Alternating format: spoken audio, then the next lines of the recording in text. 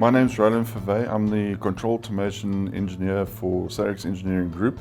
I occupy the CNA portion of it. Richards Bay Coal Terminal have a 91 million per annum capacity.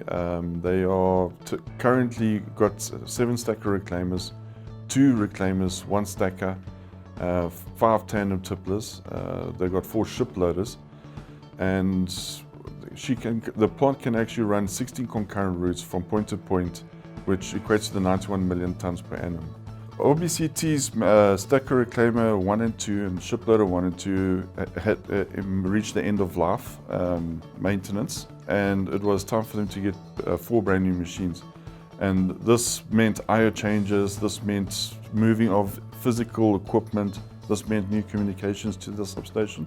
The main goal was to ensure that disaster recovery is a major portion. Richards Bay Coal Terminal have all the years been very vigilant about this, and with a system platform, Windows and virtual machines, it afforded us to go down that road.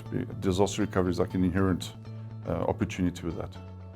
Initially, when we did the designs, and obviously it was a difficult case because the equipment was fed from substations, and at the same time operations work on process cells.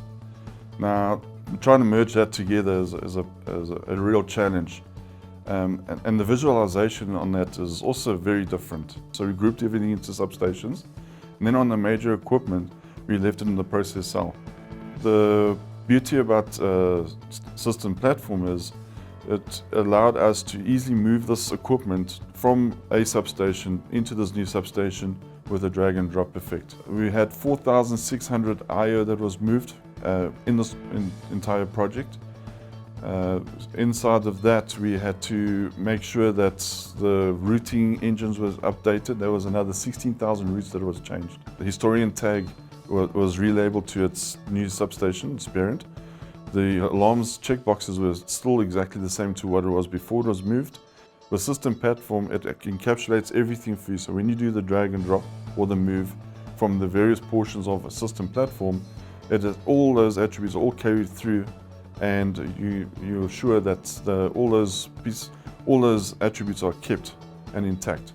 Operation guys, you must imagine, they sit there 12-hour shift, look at the same screen the whole time, and now they come into their shift and they have to learn something new, and it's like drastically different, and they don't know how to cope with that. So when we turned off the old ProMay system and turned on system platform with InTouch for system platforms, the views were exactly the same. So the change management was a 0 for the operation, and on the PLC side was a similar. We just basically copy and pasted the code from one point to another, and the correlation still was there. There was no work to be done to make sure that this piece of IO is still talking to that part of the PLC. That was all done in the background by system platform. Every single piece of equipment at RBCT, substations, sampling plants, stacker reclaimers, ship loaders, tipplers, everything has system platform on it. Once you've configured all this data and you move it around within system platform, that data is retained. It's not changed.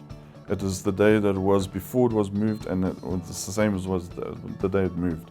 So you got the opportunity to ensure, well, you got the surety of this equipment not recording differently to what it was before we touched it.